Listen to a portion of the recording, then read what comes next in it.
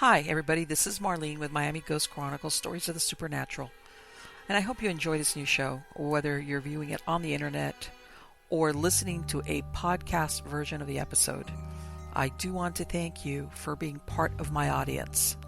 You can also find links to videos or podcasts on miamighostchronicles.com, as well as where you can submit your story about any eerie experiences you've had, which I would love to hear about. Just go to the Submit Your Story tab. Please subscribe to our channel so that you receive notification of when we release a new show. And find us on Facebook, Twitter, and Instagram. This is where I usually live stream and where I give you a behind-the-scenes look at locations where new episodes are being filmed at. I also tell you about all the interesting guests that will be appearing soon on Stories of the Supernatural. I hope you enjoy the show, and I think you are all wonderful.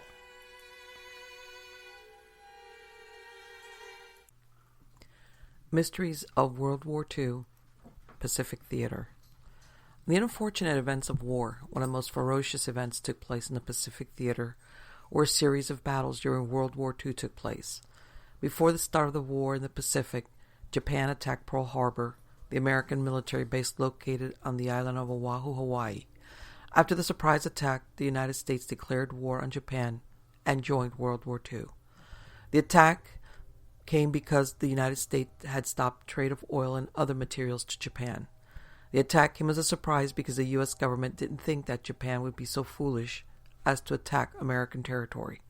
Major events were recorded, but there were many accounts of unacknowledged episodes interspersed amongst the adventures of heroes and battles. These are the stories of these strange events and forgotten mysteries. Solomon Island Giants. The Solomon Islands experienced some of the fiercest fighting in World War II, and are most famous for the bloody Battle of Guadalcanal in 1942 and 1943. Japanese forces had more to contend with than Allied soldiers on the Solomon Islands.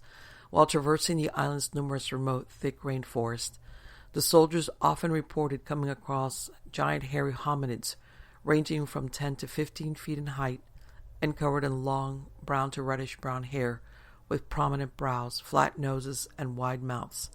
The creature had immense arms and were known on occasion to even brandish crude weapons such as clubs. It was reported that the giants were known to be quite aggressive and even attack on occasion. Several units described these terrifying beasts crashing through foliage to ravage squads of soldiers, or snapping apart trees and branches in threatening displays of power. Bullets were said to have little effect on them, and soldiers would on many occasions be kept awake by inhuman wailing from the dark as the strange behemoths wandered the night. Indeed, the Solomon Islands have a long history of mysterious giants, and the local people are well aware of them. There is a rich tradition of folklore as well as sightings and footprints evidence of giant hairy hominids on the islands that continue right up to the present day. Bukit Timah, the Monkey Man. The Bukit Timah Monkey Man is a hairy hominid or some sort of primate said to inhabit Singapore, primarily the Bukit Timah rainforest region. This cryptid is largely known through accounts from Japanese soldiers in World War II, who often encountered the creatures during the Japanese occupation of Singapore. This cryptid is said to be a bipedal, ape-like creature, around 3 to 6 feet tall and covered with grayish hair. It is a typical example of what are often referred to as proto-pygmies, or miniature hairy hominids allegedly seen in many parts of the world. Although most accounts date from World War II, occasional sightings of these creatures persist into the present day. All sightings have occurred within the confines of the Bukit Timah Nature Reserve, which is a pristine protected area established in 1883 and is the only remaining primary forest in Singapore. The area has remained largely undisturbed and unspoiled for hundreds of years. The reserve only has an area of 1.64 square kilometers, yet has amazing biodiversity. It is said that 40% of Singapore's flora and fauna is found here. Tigers were even found here until the end of the 19th century. Originating in 1805, surprisingly, none of this seems to be new knowledge. Over the years, there have been many anecdotal accounts of the monkey man roaming the jungles. The earliest sightings of the monkey man can be traced to 1805 when a Malay elder claimed to have seen a monkey-faced creature in the Bukit Timah area. Japanese soldiers stationed in Singapore during World War II also provided accounts of these creatures. Then, in 2007, the New Paper published an article chronicling some sightings of Monkey Man. Here are two of the most interesting accounts. A 48-year-old taxi driver allegedly ran into the Monkey Man while driving past a fire station at Upper Bukit Timah Road in the dead of night. He explains that he was hitting what he thought was a child that had run out in front of the vehicle. It was on the car bonnet, and then it snarled at me like a monkey but so big. It ran off injured, covered in blood, holding an arm which was broken. A 65-year-old male retiree also recounted Monkey Man Kampong folklore from his childhood days. He explained that they were told as children never to go near the forest at night because of the Monkey Man. They'd never actually caught a glimpse of it themselves, but it was always some uncle or friend of the family who had seen it. He shared this chilling description. Once we were shown footprints near the forest road. I remember a strong urine smell. Whenever we heard shrieks coming from the jungle, we would each tell the other, "Don't disturb the Monkey Man."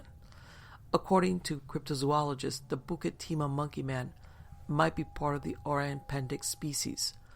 Orang pendek, which means short person, is a primate or a type of primate that reportedly roams the remote and mountainous forest of Sumatra. The Singapore Free Press wrote in detail about these creatures in an article called Mysterious Jungle Races of Sumatra, Giants and Pygmies, dated July 19, 1932. The writer made some fascinating claims. According to the article, these creatures are short, possess a language of their own, and will flee upon sighting humans. They speak at a terrible speed. When they see a human being, they'll shout, "Daranga, Daranga, Daranga," which probably means a human being, a human being, a human being. The orange pendek works as guardians of shepherds and typically rear swine while living in jungles with ponds. Old hunters believe that boars under the guardianship of the orange pendek will never be caught. Apparently, these creatures can also build houses as they live in big virgin jungles, but they can't tell the difference between what is food and what is not. They also have an uncanny resemblance to humans. They supposedly have bodily features that exactly resemble a human being's. Their height is the same as the height of a human being. They do not know how to clothe themselves, and their feet are turned backwards, heels to the front, and toes pointing backward. On certain occasions, orange pendek may appear aggressive in confrontations with humans. They're described as very clever and able to throw stones or wood at their enemies. Since the Bukit Timah Monkey Man has been generally sighted inside the reserve, which measures 1.6 square kilometers, and since it's frequented by visitors and researchers, it's extremely unlikely that a creature of that size would go unnoticed all these years. Other people think that perhaps they're being mistaken with a crab-eating macaque monkeys, which are indigenous to the park. In other words, this is what they think is the Monkey Man. Curiously, these monkeys are typically 38 to 55 centimeters in height, which is a far cry from the Monkey Man's reported height of 1 to 2 meters. However, a person's depth and height perception can be skewed by different lights and angular conditions. Ultimately, the question is, are we talking about two different creatures or only one? Giant land crabs. Soldiers stationed on remote islands of the Japanese archipelago, particularly in the Ryukyu island chain, were occasionally startled by giant crabs roaming around on beaches and in coastal forests. The crabs are described as being like large spiders with long, spindly legs and small bodies. One horrifying account allegedly occurred in the aftermath of the Battle of Okinawa, a battle that was fought over 82 days in 1945 and is considered to be the largest amphibious assault in the Pacific War. A Japanese unit came across a large number of what they described as huge, spider-like crabs feeding on the dead bodies of fallen soldiers on the beach. The crabs in this case were said to have leg spans ranging from 2 to 4 meters. It is generally thought that these accounts are the result of sighting giant Japanese spider crabs that had somehow wandered up onto land. Japanese spider crabs inhabit the waters of Japan and have the longest leg spans of any arthropod, up to 12 feet. As their name suggests, they look very much like large, long-legged spiders. The problem with this explanation lies in the fact that although spider crabs have been known to come into shallower waters from time to time, adult crabs are usually found at depths of 160 to 2,000 feet. They are not known to leave their aquatic habitat, and it doesn't even appear to be biologically feasible for this species. Although it seems unlikely that these crabs would be able to emerge from the deep cold waters they call home, they would certainly be a chilling and surprising sight on land. Giant crabs, giant spiders, or figments of the imagination? What were those soldiers seeing? It remains an enigma.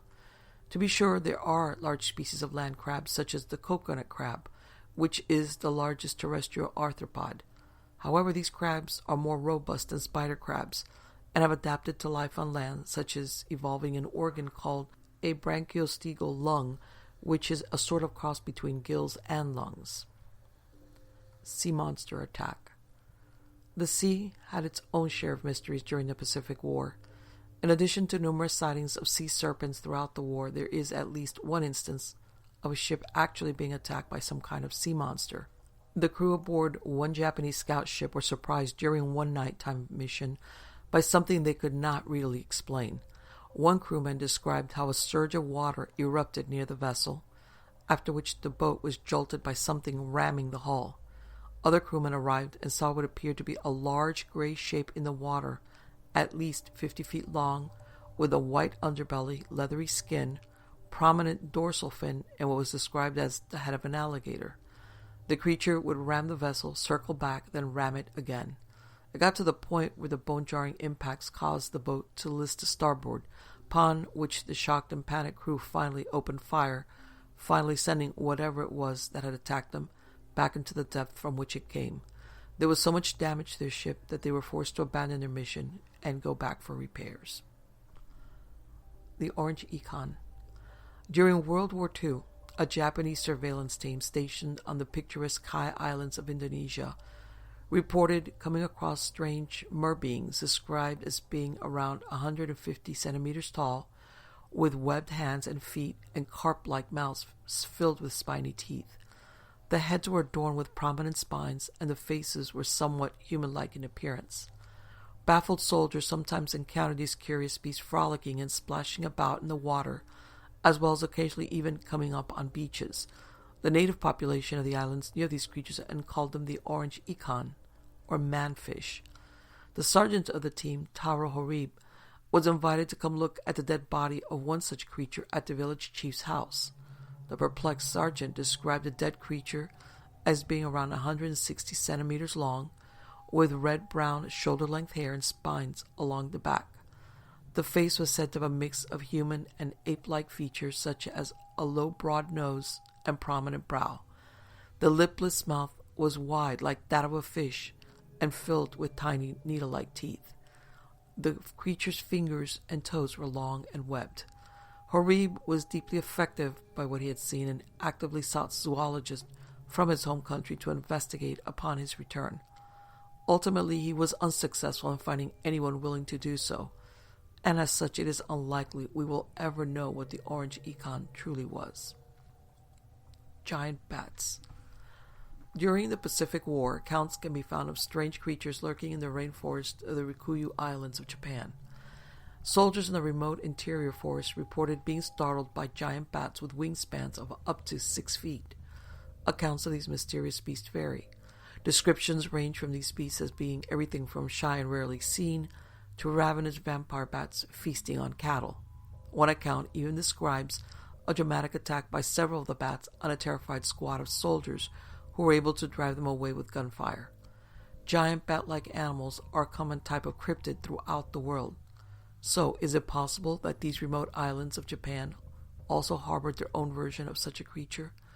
The Ryukyu Islands have no species of bat that match the size reported for these mystery creatures, and there are few reports of such animals from after the war, so it is uncertain what they could have been. Perhaps we will never know. The Kijimuna. Giant bats were not the only strange creatures that soldiers had to contend with on Japan's Ryukyu Islands. From the southern reaches of the Okinawan Islands in Japan, There were also numerous accounts of encounters with an enigmatic creature known as the Jamuna. The Jamuna is described as being an ape-like creature around the height of a small child, with disproportionately long arms and covered in sparse reddish hair that is often said to be kinky or mussed. Some reports describe the creature as wearing crude clothing, and often remarked upon features of the Jamuna is their powerful odor, described as a pungent mixture of goat and rotten yams. Flying humanoids. One of the more bizarre creatures sighted during war in the Pacific also occurred in the southern islands, this time specifically on Okinawa Island. In this case, troops reported seeing strange humanoid beings in the sky, often near military installations. These flying humanoids were mostly sighted around the time of the bloody Battle of Okinawa in 1945.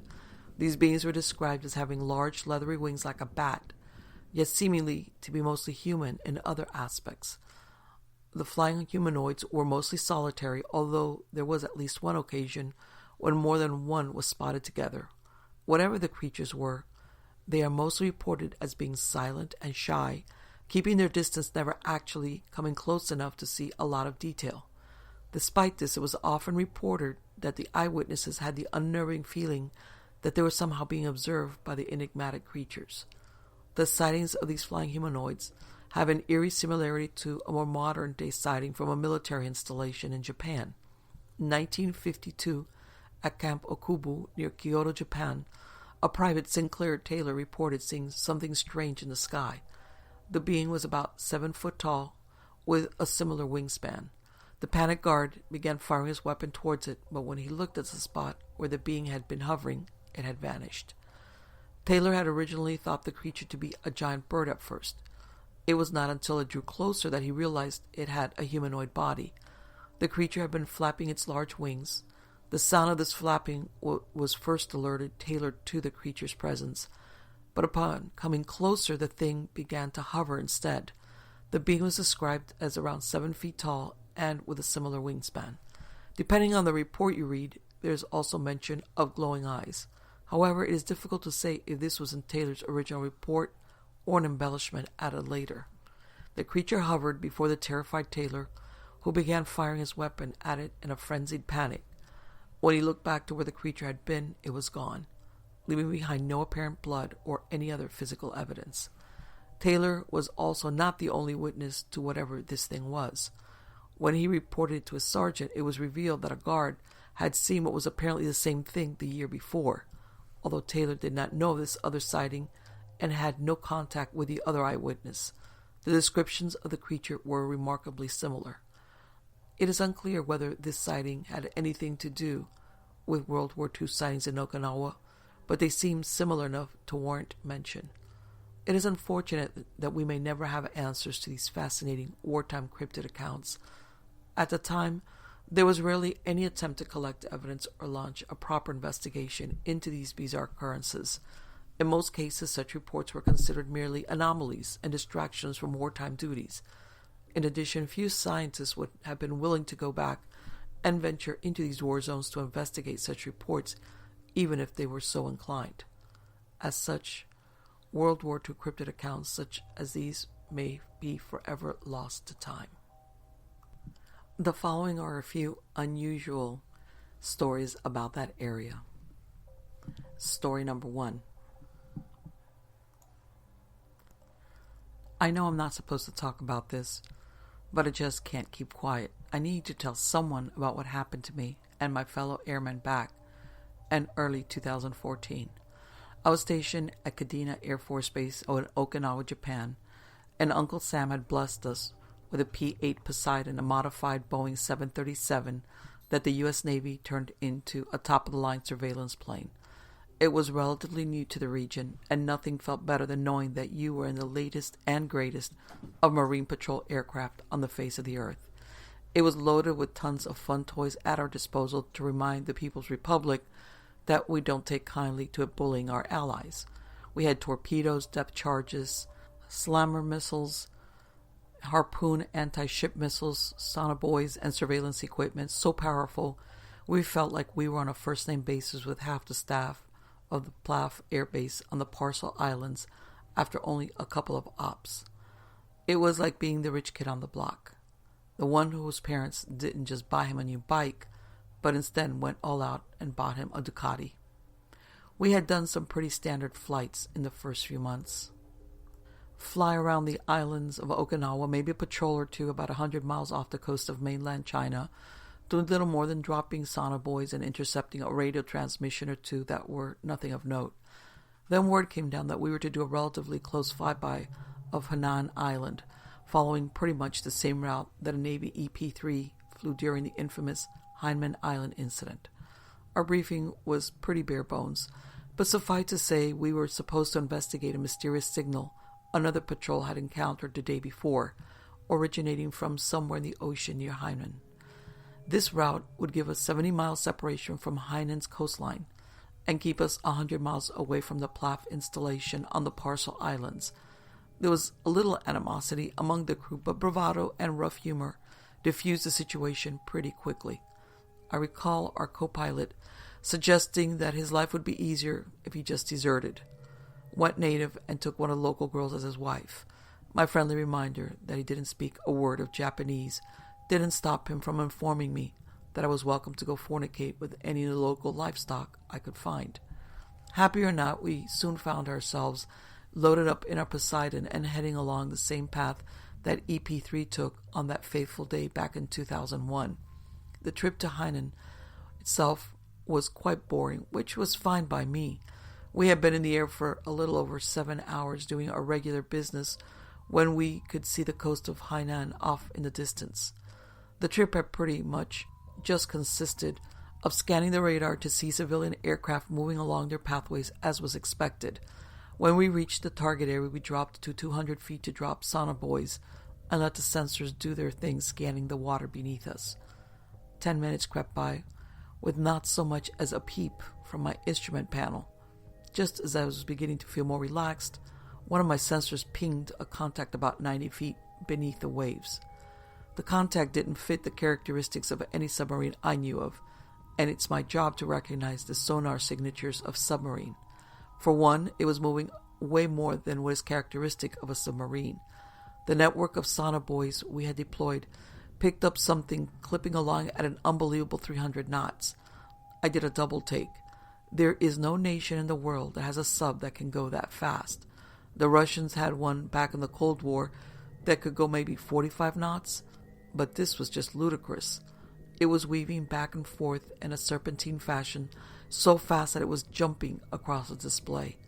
It was moving so fast that our systems couldn't even track it in real time.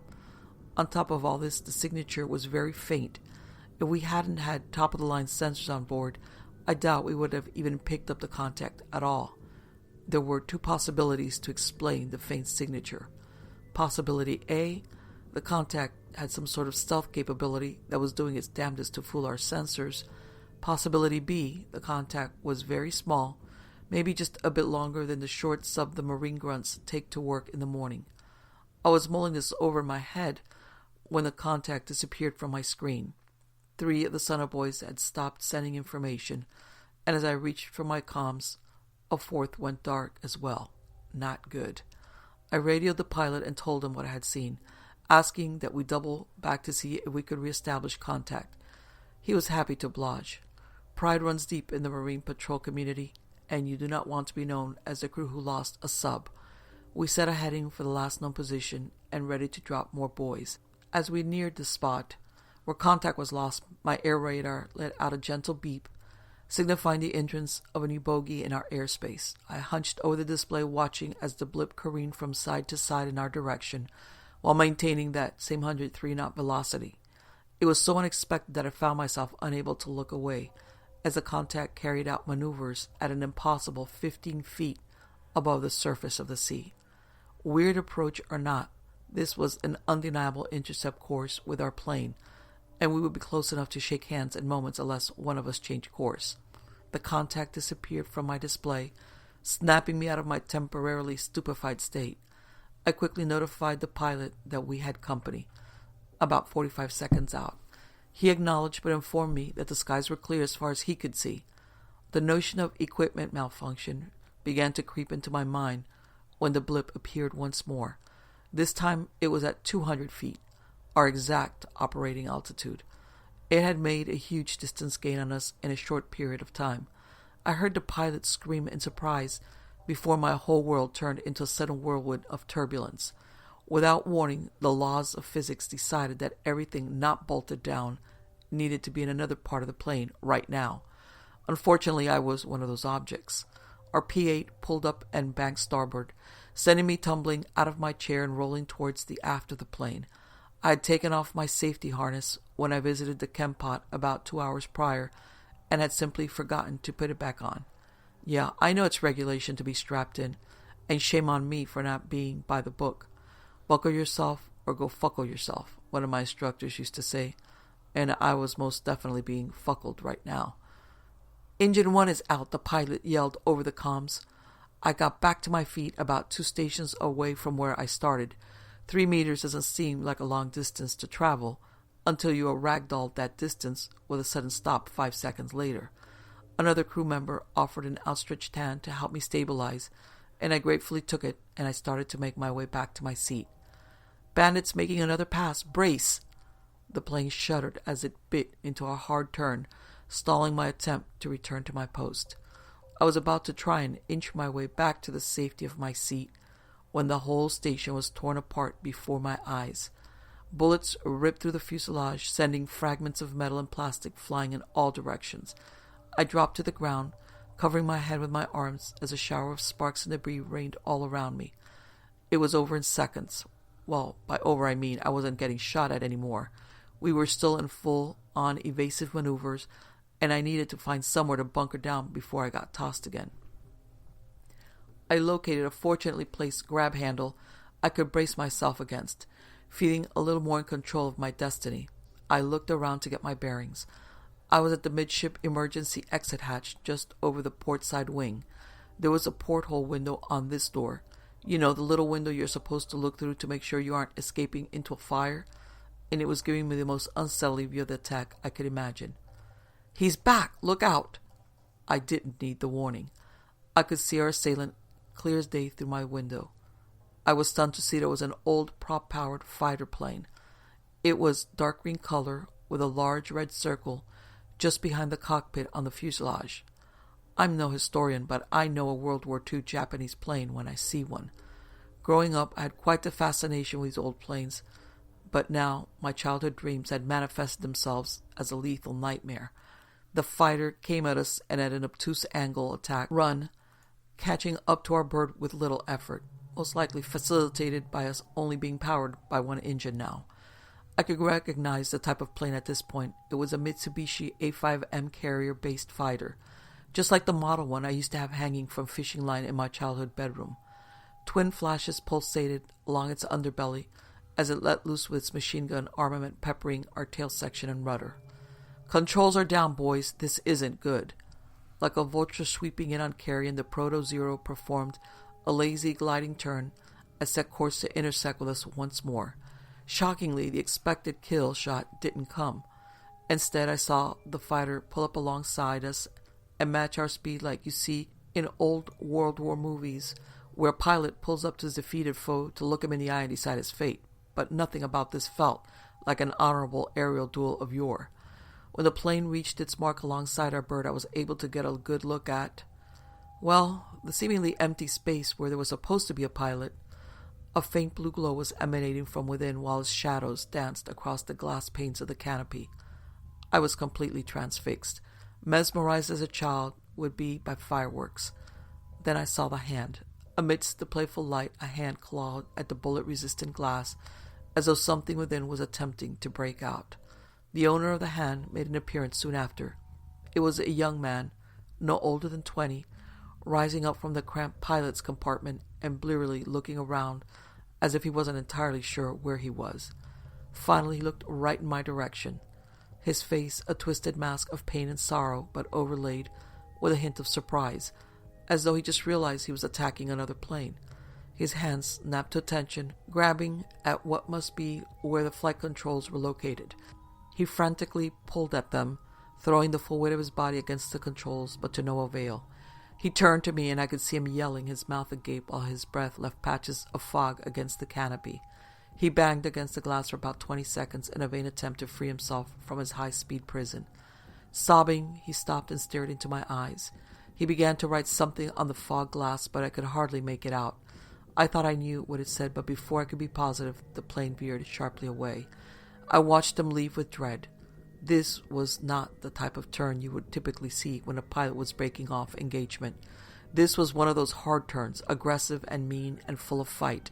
This fighter was going to make another pass while we sailed along with one engine and a badly damaged rudder. Sitting duck always sounds like a fun expression until you are the sitting duck.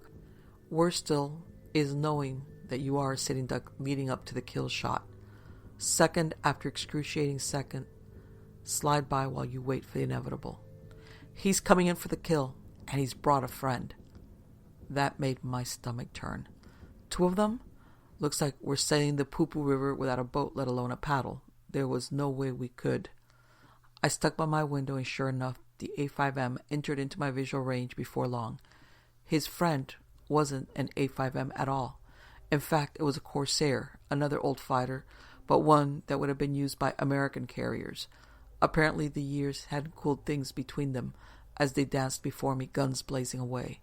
Their dogfight took them all over the place. One erratic turn would send them racing in our direction, while another would push them further away. I took a good look at the Corsair as it made a pass. It had the same blue light coming from within it as the first fighter did. Something gnawing at the back of my mind told me that if I were to see the pilot inside the American plane, he wouldn't be any happier than the Japanese one was. They were both prisoners to the bloodthirsty spirits that had taken up residence inside their warbirds. The dogfight continued to ebb and flow both towards us and away, but there was a gradual trend of them getting further and further away. After about 5 minutes, they were just specks on the horizon. You would lose them from sight every now and then before making out the flash of machine gun fire and locating them again. As for us, we limped back to our base in Okinawa.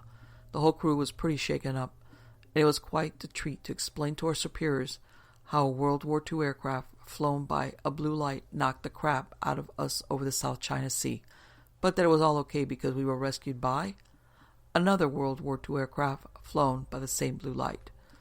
The whole crew was sent for one long debriefing, and even the ground crew we interacted with were brought in to make sure they knew what did and did not happen.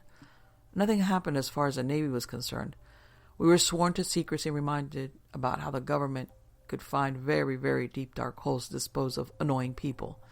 I just can't stop thinking of that young pilot's face, though. I still have nightmares about what happened, but in my dreams I can make out what the Japanese pilot was writing on the cockpit's glass. It says, "Forgive me." He is begging for forgiveness so he can be released from his living hell. Deep down, I know that those 2 pilots may never find peace, and that they are still out there fighting and suffering. Story number 2. On August 9, 1945, a plume of smoke and fire engulfed the city of Nagasaki. The hellfire and its subsequent radioactive plume claimed the lives of 39 to 80,000 people over the next 2 weeks. A large portion of these deaths resulted from the shock and the stupor of having just survived something believed impossible. As many as 5,000 people walked down to the shores of the Urakami River and waded into the water to alleviate the pain from the radiation burns on their skin. Many of these people, filled with complete shock, promptly drowned. On August 23rd, elements of the 2nd Marine Division entered the destroyed city to restore order from chaos. One of the men sent into the city was Lance Corporal Richard Murphy, my grandfather. Now, contrary to popular belief, the idea of a nuclear explosion creating an irradiated wasteland is mostly myth. Most of the radiation was gone from Nagasaki by the time my grandfather entered the city. The stuff that remained had mostly settled to the ground and could be washed off at the end of the day. My grandfather had survived numerous contacts with the enemy. On Tinian, Saipan, Guadalcanal, and Okinawa. On Okinawa, they were told that the local populace may be hostile, and if met with any aggression or even suspicion of aggression, they were to use deadly force. Once on a patrol, they encountered a hysterical woman running towards their element holding a box. The Zippo, or flamethrower, lit her up, and she kept on running, all the while getting slower and slower until she fell onto her knees and dropped the now disintegrating box onto the ground. What was in the box was a newborn baby. Trust me when I tell you that was not the worst thing my grandfather saw while he was at war. In Nagasaki, my father's platoon was tasked to patrol along a section of the Urakami River. By this point in time, most of the bodies had been moved, but there were a few people still flash frozen in place. Alternatively, most of the bodies in the Urakami had already been washed downstream and presumably out into the ocean.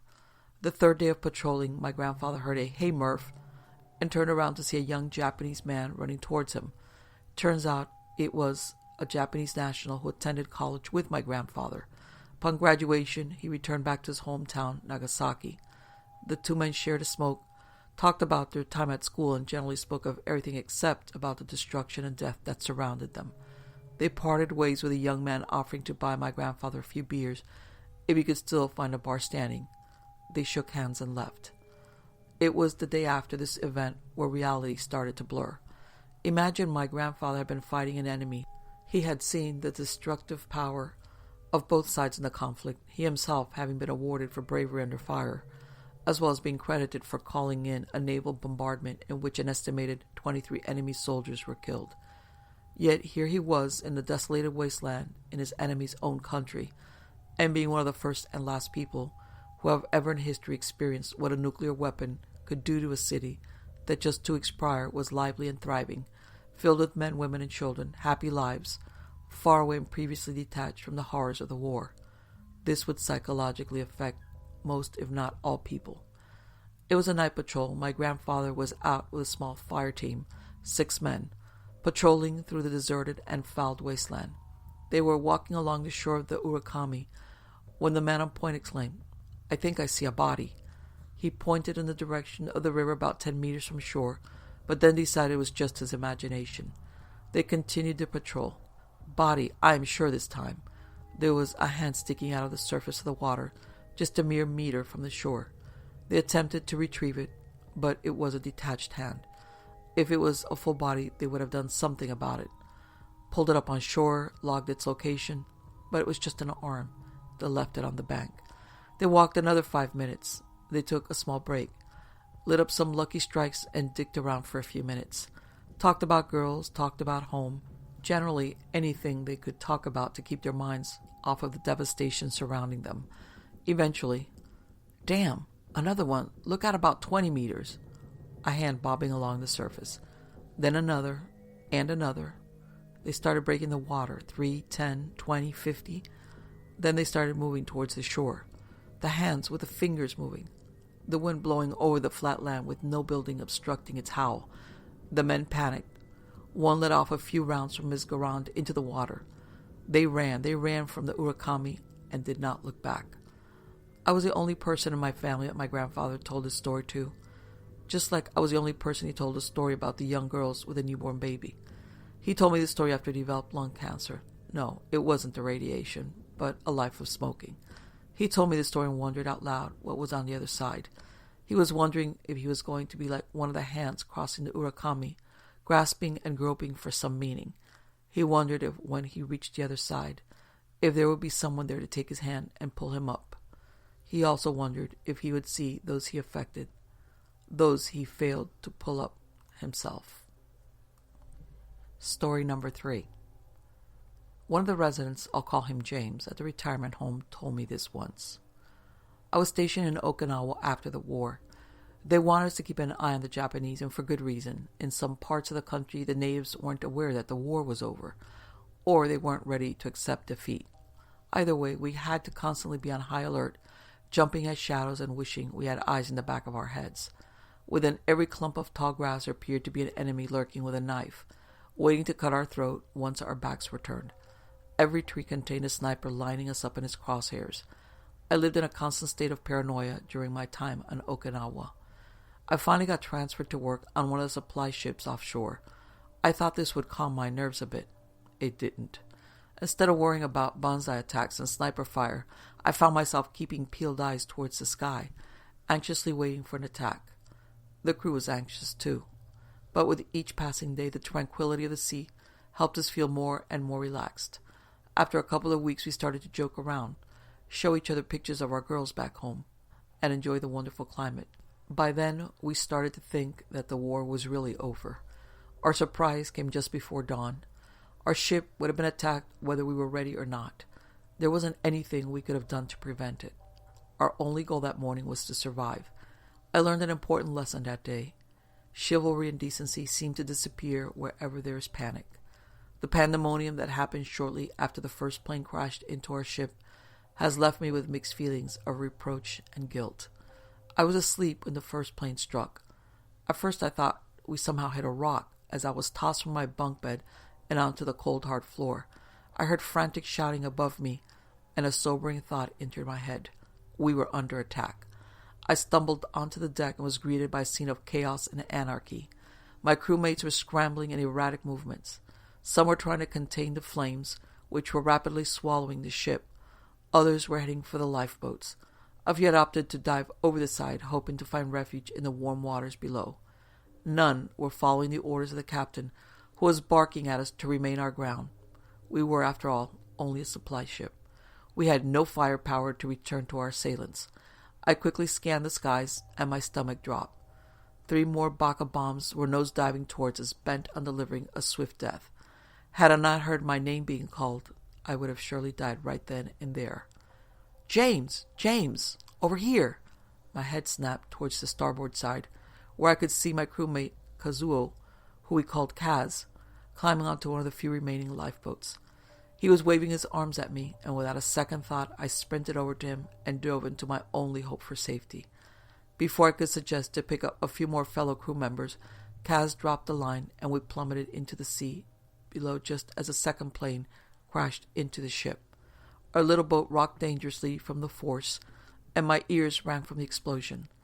All around us, I saw the hands of the drowning crew reaching for us, begging to be saved. Their screams as they were swept away to their watery grave was the last thing I heard before I slipped away into blackness. When I came to, I was surrounded by nothing but that tranquil sea again. The water stretched on for miles. The carnage of our supply ship was nowhere to be seen and seemed like a distant memory. Kaz was busily rowing as I lethargically glanced around. I wonder how far we'd traveled. "You're awake. I was ready to toss you overboard," Kaz said grimly, then gave me a waning smile. He was the ship's translator. We had chatted a few times, but to be honest, I knew little about him. He had a few loose screws upstairs, but for the most part, he was all right. "Do you know where we are?" Kaz laughed. He probably knew squat about navigation. Based on the sheepish pitch of his laugh, I'd say we were lost. "We're safe. That's all that matters." "Yep, we were lost." "Did anyone else make it?" "Not that I know of. The ship sank." "What about the other lifeboats?" Kaz shrugged. I suddenly remembered the hands that struggled to keep those poor men afloat and shuddered. Did Kaz just abandon those men? I mean, he was busy saving both our asses, but Jesus. I tried to use what little navigational knowledge I had to direct our course, but it was hopeless. Kaz managed to grab a bag of supplies before leaving ship. I sifted through its contents. There was some food, mostly canned beans, jugs of water, a coil of rope, a knife, a line, and hook, and a lighter. But there was nothing to direct us, no compass, no sextant. I'd even settled for a map. We were lost at sea. The boredom was sickening. I crafted a fishing rod using one of the oars, but the fish weren't biting. Once or twice Kaz asked if he could eat my corpse if I bit the dust first. I hoped that he was joking. With not much else to do, we took turns keeping watch. One of us would sleep while the other one stayed awake. This way we had a lookout at all hours. The sun beat down on my head during the day and the winds whipped in my face at night. I kept my eyes on the horizon for ships. At this point, I didn't care if they were friendly or not. I just wanted to get the hell off this boat. I woke up one afternoon to Kaz brooding. Usually he greeted me with a snide remark, but none came this time. Something was wrong. "Everything okay?" I asked. "I saw something this morning." "What?" I asked hopefully. "There was a man out there. At least it looked like a man, but he was standing on top of the water." "It could have been nothing. Maybe it was hallucination." "Maybe," he replied, then fell silent. I forgot about it as soon as Kaz fell asleep. I had an uneventful watch that day. Kaz kept insisting that he saw a man standing on the water while I was asleep. He told me that each morning he got closer and closer to our boat, I was beginning to get a little freaked out at this point, so I decided to stay awake with him during his watch. Sure enough, a little before dawn, I saw him too.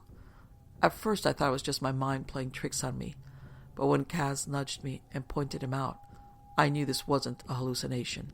I heard Kaz mutter, "Don't speak," as we gazed at this strange phenomenon.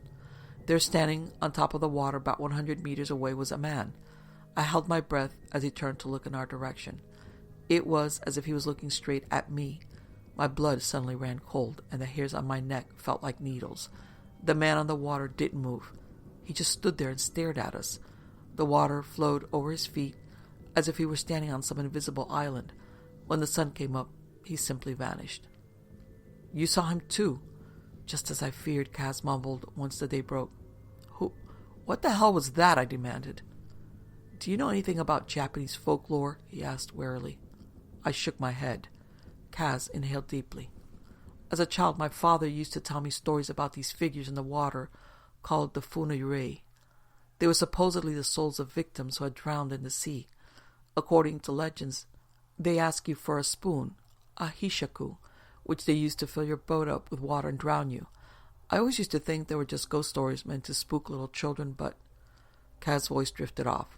I morbidly thought of the drowning hands, clawing desperately at the air, the hands that Kaz and myself abandoned. "Do we have a spoon?" he asked suddenly. I searched the contents of the bag, even though I knew that there was no spoon, I said. "Kuso!" Kaz cursed, grabbing his hair with both hands. "Why didn't I grab a spoon?" I let Kaz have his temper tantrum. I wasn't really following him. Ghosts, spoons? Then again, we're supposed to poke holes in it so our boat doesn't fill up with water. That way the spirit gives up and leaves us alone. Without a spoon, we're as good as dead. "If we don't find a ship, we're as good as dead," I reminded him. The following night, Kaz shook me awake. "There, look!" He was pointing over the stern of the boat. I followed his finger and gasped. Something was drifting up toward the boat. The water looked almost like floating balls of cotton. The shape quickly moved upward, its white face illuminating the surrounding darkness. As the figure surfaced, I could make out its hair floating wildly in the water. It gave off a gurgling sound, the sound of someone drowning. A pair of hands shot up out of the water, thrashing about, the hands of a drowning victim. This went on for about 5 terrifying minutes before they went limp and disappeared into the sea. I made a move toward them, but Kaz stopped me. "It's a trick," he whispered. Then everything went quiet, but the figure was still under there, watching us. Suddenly, a face as white as snow emerged from the surface, so that the water level came up to its chin. It was the man who had been spotting for the past few nights. He wasn't treading water or anything, but still managed to remain afloat despite being as stiff as a piece of driftwood. He made a chuckling sound with a throat that sounded like it was full of water. "Go away," cried Kaz. "Leave us alone." "Spoon. Give me a spoon, please," the man croaked. He looked straight at me and a chill ran down my spine. Like a poisoned spider, his eyes were glossy, dead. "Please, I need it." "We don't have any. Now leave us," Kaz said again. Meanwhile, I just sat there petrified. The man was talking to me. "Please." "I said no," Kaz roared, and suddenly he jumped to his feet and grabbed the oar. He held it over his head and brought it down on the Funari. Kaz's actions were quick, but the spirit was quicker. The figure dropped below the surface as if something had pulled him down. With lightning speed, the spirit grasped the blade of the oar and gave it a tremendous tug. I had to grab Kaz to keep him from going overboard. Our boat threatened to capsize as the oar vanished into the water. We began frantically scanning all sides of the boat for the Funari like two people surrounded by hungry sharks. 1 second, the dark water around us was peaceful. The next second, there was a great splashing sound as hundreds of hands broke the surface of the water. They were struggling. They, too, were drowning. They shrieked and my body went numb. It sounded like a chorus of damned souls. My bladder let loose and I felt warmth trickle down my leg. Next thing I knew, 5 dead hands wrapped around Kaz's face, torso, and leg and pulled him over the side of the boat. He let out a scream that was cut short when he hit the water. Kaz was dragged to the bottom of the ocean, never to be seen again. The water around me became peaceful yet again. The hands were gone. At this point, I had accepted my fate. I prayed and I prayed that the death would be swift and merciful, but no hands came for me. I was rescued a few days later by a passing merchant ship. Fortunately, the people on board spoke English and brought me to safety. They must have thought I was a lunatic as I babbled madly about drowning ghosts and spoons. Back at the retirement home. So what? The spirits just left you alone, I asked. James nodded his head, lost in thought. They never got me. I lived through banzai attacks, kamikazes, and bullets whizzing past my head. But that encounter was, without a doubt, the scariest thing that's ever happened to me. I took a deep breath. I was a bit freaked out by James' tale. Why did they spare you? I asked, not expecting an answer. After a while, James spoke. The Funari are vengeful spirits. I think they were out to get Kazoo for abandoning our crew. What makes you say that? Because the man I saw standing on the water was the captain of our supply ship.